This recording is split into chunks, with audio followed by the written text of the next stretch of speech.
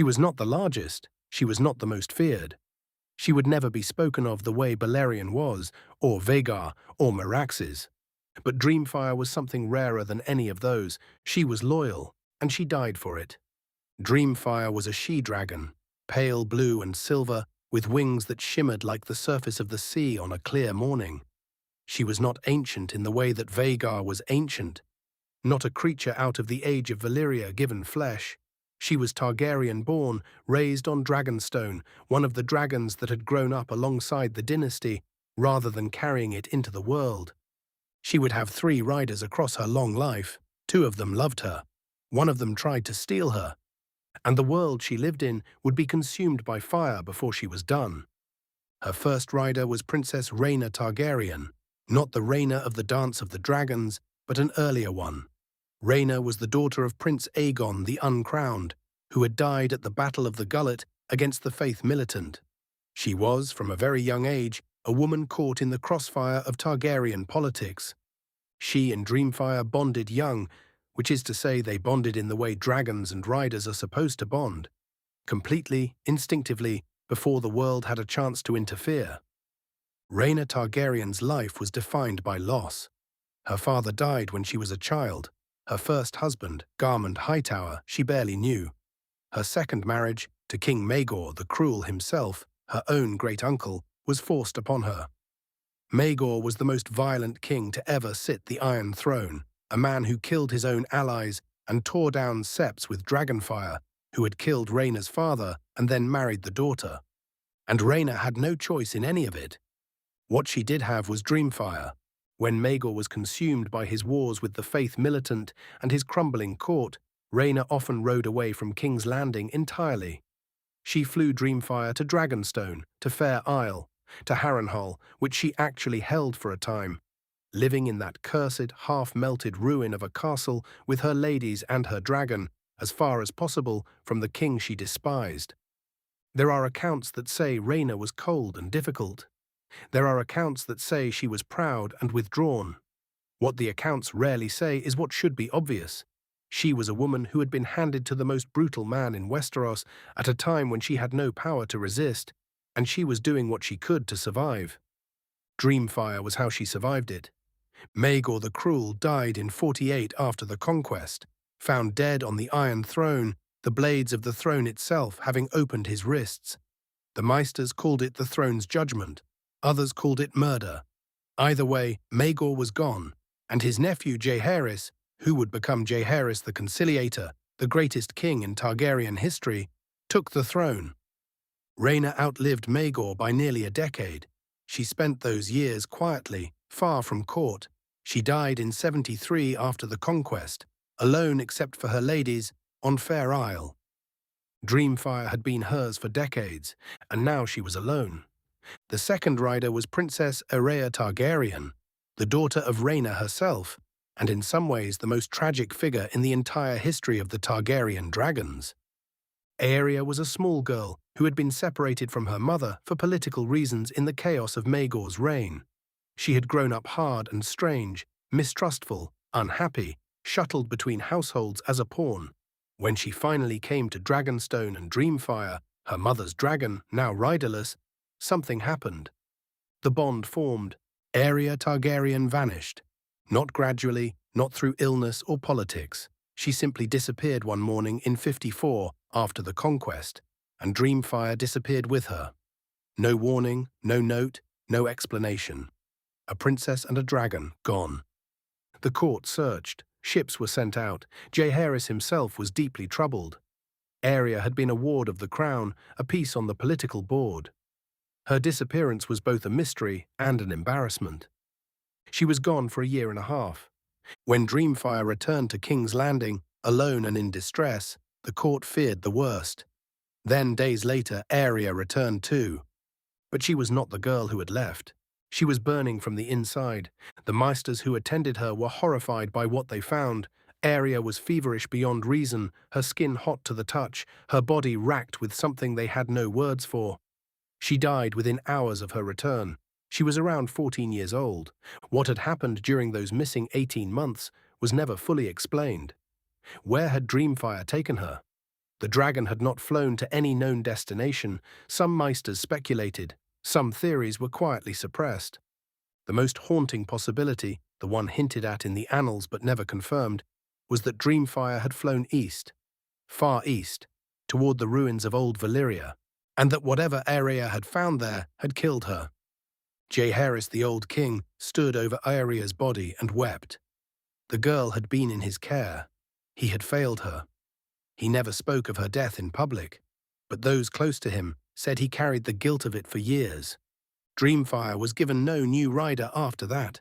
She returned to Dragonstone and was left to herself, grieving or simply existing in the way that dragons do, eating, sleeping, flying the coastline alone. Years passed, decades passed. She waited. The third and final rider was Queen Helaena Targaryen, the daughter of King Viserys I, sister-wife to King Aegon II, and perhaps the saddest figure in the Dance of the Dragons. Helaena was, by all accounts, unusual. She spoke in riddles. She paid more attention to insects than to politics.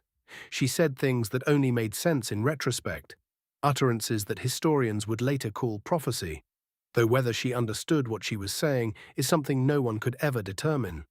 She was gentle where the court was vicious. She was strange where the court demanded performance. She was not built for the world she lived in. But she loved Dreamfyre.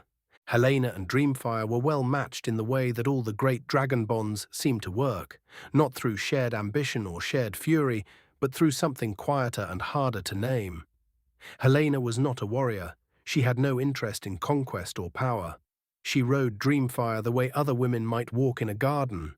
The dragon was simply part of her. When the Dance of the Dragons began, when the court fractured between the Greens supporting Aegon II and the Blacks supporting Rhaenyra, Helaena found herself on the green side by marriage and birth, though she had no appetite for the war at all. And then the war came to her personally. The blood and cheese incident is one of the most disturbing events in all of Fire and Blood. Daemon Targaryen, fighting for the Blacks, paid 2 assassins, known only as Blood and Cheese, to infiltrate the Red Keep and kill one of Aegon II's sons. A son for a son, in retaliation for the death of Rhaenyra's son Lucerys. They found Helaena with her children. They told her to choose which son would die. She chose her younger son, Maelor, hoping they would take the one too young to understand what was happening. They killed her older son, Jaehaerys, before her eyes. Then they left. Rhaena Targaryen never recovered. She retreated entirely from the world. She refused to leave her chambers. She refused to eat properly. She would not ride Dreamfyre. She became a ghost within the Red Keep, wandering the corridors at night, muttering to herself, barely present. The maesters called it grief. The small folk, when they heard rumors, called it madness. Whatever name you give it, Rhaena Targaryen had been shattered, and she did not come back together. She died in 130 after the conquest, falling from the window of Maegor's holdfast into the dry moat below. The official account called it suicide. Others suspected she was helped. She was 21 years old.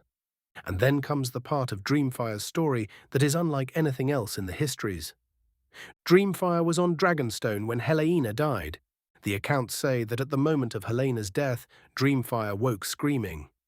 She broke 2 of her chains. She flew in circles around the island, calling out into the sky, until she exhausted herself and was restrained again. She felt it. Across the water in King's Landing, the moment her rider died, Dreamfyre felt it. The Dance of the Dragons reached its most violent phase in the year 130. The Blacks, under Rhaenyra, had seized King's Landing. The Greens were fractured and on the back foot. Dragonstone had become a prize, a target, a symbol. The storming of the Dragonpit happened in 130 after the conquest, and it is one of the most catastrophic events in the history of dragons in Westeros.